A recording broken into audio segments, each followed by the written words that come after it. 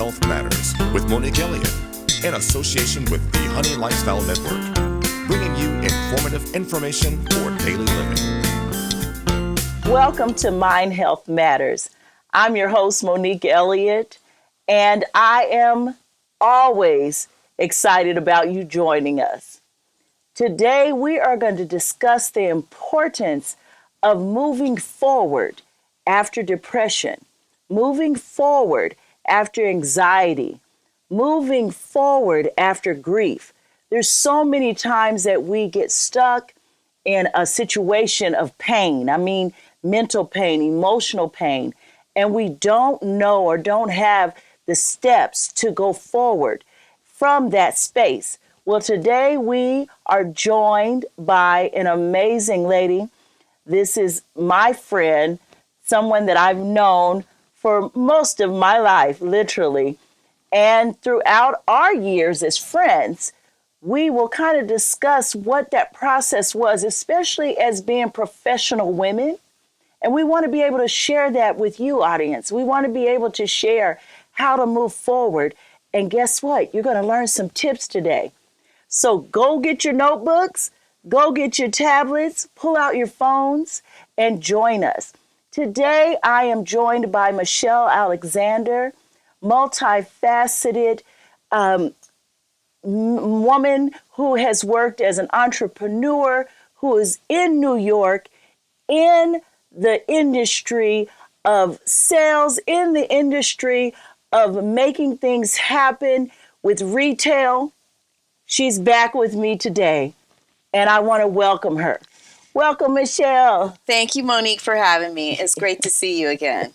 You know, I wanted to have you back today because you and I have been through a lot of things as friends, but not only as friends, in the sense of we've shared business opportunities together. We've also discussed our highs and lows with moving, with children, you helping me raise my children, just the experiences that are out there. And it's amazing how we don't realize the skills that we need to maneuver. Sometimes we're figuring it out along the way. And so today when we were talking in the sense of even before the show, looking at what are some feelings that we had about being stuck in situations where we felt we're just not going to get help or get out of this. We're not going to get moving through painful situations. So I want to talk about that, and also how myth number one, we thought we might be depressed and could just jump out of it, or we might be anxious and can jump out of it. Myth number one, depression doesn't just go away when you wake up. It doesn't just ooze away. Most of the time, it's a process. Myth number two, that you're in so much pain, you'll never move forward. You'll never see a future. That's a myth. All of these things can give us a breakthrough if we just work on it. All right, let's talk about that. You know, we've been in some situations, and you were saying, I want us to talk about and maybe look at what my process was as I moved through a hard time after great successes. So it's not even an issue that you're not successful. It was a low that came during a recession that we had, also during health scares of both of us. What did that look like? How did you start moving forward? You know, great question. I think the thing is what's key that helped me, I think I would have to say I've had some really dark moments that at certain times, you know, even my family wasn't aware of.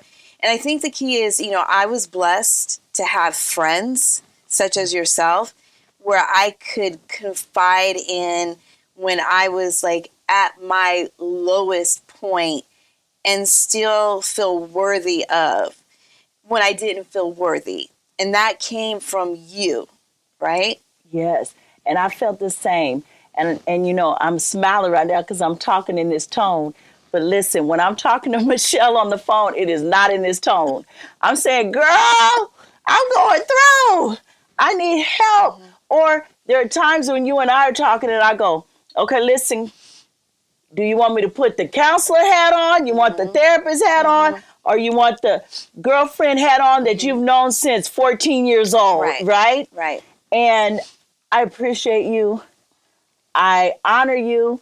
You are resilient. You have strength. You are amazing. You bounce back, honey. You can go here and boom, you know, bounce back. And that's not always easy for any of us. Any of us. We've also been blessed with the tribe. You know, I'm going to be calling you on my emergency dial. Okay, I got to tell y'all a little secret, something we do.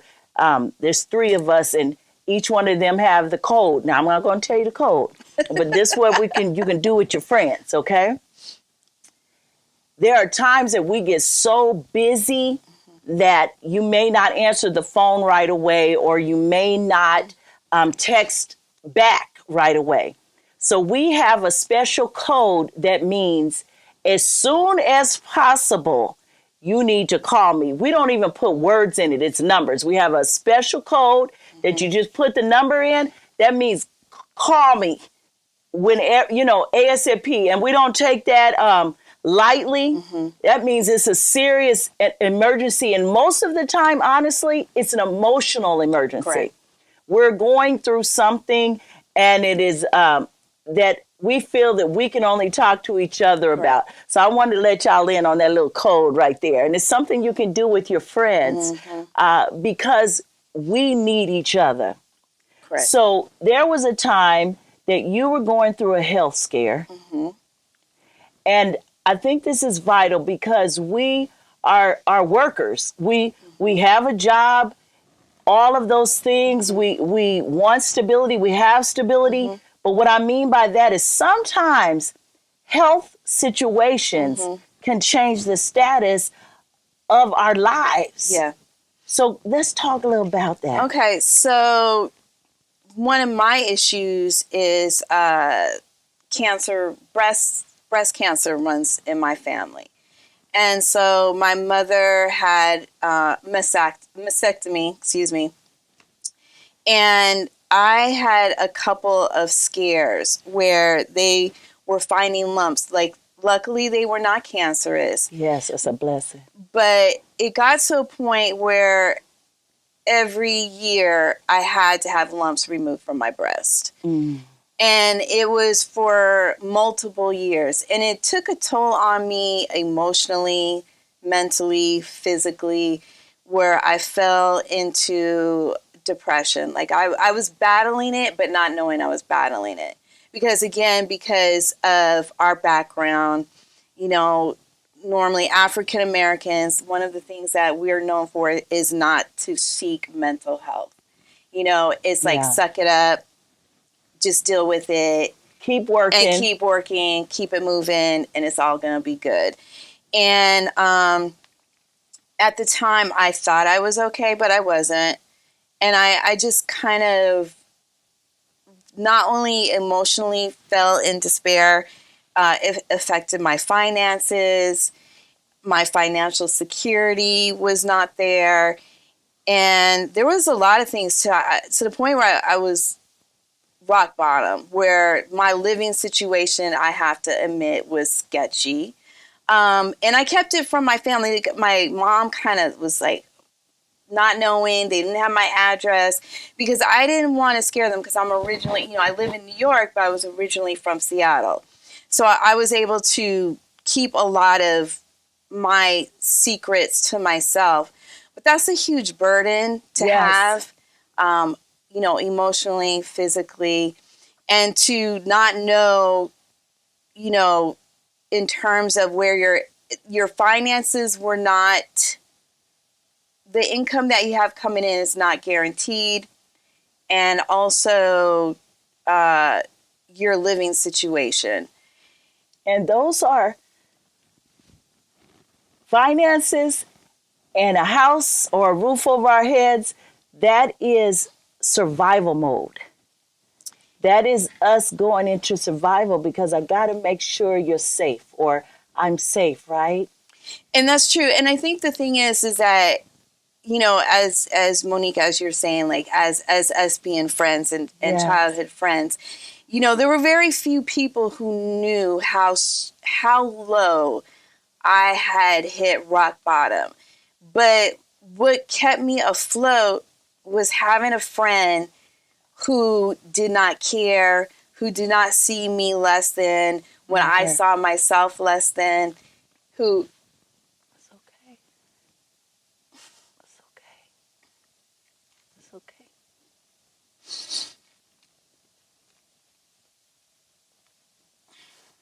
who helped me to see that I was worthy. Always. Always. And I think that is key to when you're at like your lowest point, is finding a support system. And I know there's people out there that, especially with everything that's going on and living in New York, I feel blessed because I know there's other people who are suffering more so than maybe what I suffered, but I understand it. And I think the thing is one of the things that I do notice with certain self-help groups and situations, when you're in despair, and it's not just depression, but you're emotionally in despair. Right. It's a combination, and that is the part that is the hardest to move forward when you feel so stuck. I know there's people in homeless shelters with children. Like, how do you move from there to the next level? And you can't go from down here to up here. And also, I want to just let you know, you have been there for me. I remember a time when I came to visit you in New York, and I had been under so much pressure and sadness and stress that she didn't even recognize me. And she nurtured me, and she took care of me. And then when I came back to see her just 2 months later, they didn't know what happened. Even her boss was like, is that the same woman that was here just a little bit ago? Love and nurture and non-judgment. And something that you said that I want to just say to everybody. You have the right to your own pain. Many times people will come to you and say, well, you shouldn't be complaining because at least you're not in this situation. At least you're not in this situation. You know what? Everyone has their own rock bottom. Every one of us has our own place where we feel like we just can't take any more. Every one of us. And so I want to tell you, you don't have to have anyone's permission to feel the way you feel. Your emotions have no judgment. What I mean is your feelings or what you're going through, you need to be around friends or family that are not going to judge that and tell you how to feel. There are times we just need somebody to listen and then to just nurture us. There are times that Michelle won't even ask, what is it? She'll just say, okay, you need me? This is what we're going to do. There are times I'm not asking her 20 questions before I come to her aid. That is friendship. That is a village. That is us building. And so I love what you're saying, is that it's always not just a simple go from this part to this part in one day. So we're going to talk about that a little bit. We're at rock bottom or close to it. There's sometimes processes that start happening to us emotionally. And I say emotional a lot because it starts in the mind first, everybody. The world judges us many times on how much money we make or what position we're in right at that time or who knows who and who you know. No, there are things that are self-talk, I say too. Right. We're hearing society say, you're nothing unless you're making this, unless Right. you're doing this, unless you look like this. Let me tell you, you are God's child, period. You belong to the King. You belong to someone who created you to be amazing. And it didn't come here with a money sign on your back. Correct. You came here for what? Living a full life, being able to walk through and work through with each other. Right. So tell me, let's talk a little. How do we go from the bottom to becoming calmer and stable? You know, the great question. The main thing, I think the best way to describe it for people to understand it who aren't familiar is the emotional scale, which is you can't go from depression and despair to happiness and joy. And one of the steps that I took is when you're depressed emotionally, financially, the number one thing that you have to do is not look at your current circumstances. Okay. And instead of, and everybody's like, well, how can I do that? Because I'm here. And that's the reality. And yes, you address your reality. But what you need to do is think, how can I move forward? And being unstuck. And some of the steps that I was able to do when there wasn't a place for me to free my mind, which was a great resource, is the library. The library is free, number one, and it has free Wi-Fi. So people who are financially struggling in every way possible, including their cell phone not having unlimited Wi-Fi. Right. Going to the library, you have access to the Wi-Fi. You have access to their computers. You have access to their books. You have access to everything possible that you could use. And sometimes when you're so stuck, you may just need to go there just to get a break, and you may have no thoughts of what's your next move. But if you constantly go there to free your mind to where you're at a peace of calm, and then you take the next step, getting on the computer, doing job searches, looking for different things, updating your resume. And it takes steps. It may take a month. It may take 2 months. It may take a point where it could take a year where you take an okay job, or you take a pay cut.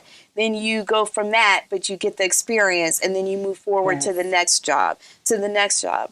So it's not necessarily in 6 months I'm like making a ton of money. It could be a couple of years, but you're building your way back up to where you need to be financially stable. And I think that's, I'm just going to say this, and then I'm going to say this, is, again, there's so many myths about, you see people on TV, they were at a low point, then they brought themselves back up, and they're making all this money, and that's made for TV, right? That's made for TV, and they're great book stories. But the reality is that there's a lot of people that don't understand you're successful just by being here on this earth and maybe being a parent and providing for your children. Or if you can't provide right now and you're stuck, that doesn't mean that doesn't mean anything about you. That doesn't make you worthy then. That just means that it's a moment in time, but that does not mean that it's permanent and that things can change and that you can change your environment to the next or to a better place. Yes, and I'm with you. Because with that, sometimes your success is literally getting out of the bed, taking a shower, and getting dressed. Sometimes you're hurting so deep that that's all you can do for the day. You are successful because you woke up. You woke up and said, today I'm going to take care of me personally. Sometimes you don't even have the energy to pour out to anyone else. There are times, everyone, you got to get someone or yourself even to pour in. Part of that is, I love what you said, going to the library. When you go to the library, get some good music. Just just sit back and relax. There's times you need to do some mindfulness. And part of that mindfulness is literally relaxing, being able to calm, being able to just to lay back and say, I'll take another step tomorrow. Mm-hmm. I'll take another step the next day. Also say there are times you may not have the people around you that you desire to be there. Mm-hmm. I always believe you can also find mentors right on YouTube or right on Instagram, different places. Mm-hmm. You can find mentors in the sense of listening to motivational speakers, listening to individuals that pour into people. Mm-hmm. Because you've been surrounded by negativity so much that there are times you need to hear other stories as well. Mm-hmm. Go ahead. I was going to say, and that's key for me, is I was lucky enough to have positive friends. And there were certain ones that may not have been positive that I may not necessarily have let go of because of, mm-hmm. you know, relationships, families, whatever. But the key to moving forward is surrounding yourself by positive people. The second key is by finding things that are positive, whether it's YouTube, whether it's a book, finding people that are motivational and modeling some of their behavior or following some of their instructions on how to move forward, which is really key that I did use in my experience. And I was lucky enough, and this is the key thing, when I was at my low point, it was a work colleague of mine when I started complaining about my finances. And her number one thing was, we're not going to focus on that today. Let's talk about some positive things that are happening that are going on now. And it was a constant thing. And at first it was because I was so stuck in what was negative that I couldn't move forward. But that helped me when she kept cutting that aspect off. And I stopped and started to think about, what today do I have to say that is positive?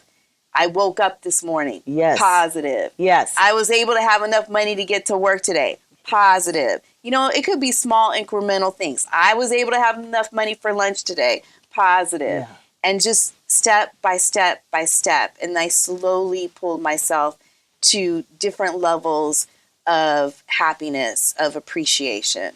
I love it. For me, part of my moving forward was you and our other friend, and being able to remind myself through all of you who I was, where I'd been, but now where I'm going. And something that started helping me was I created a vision board.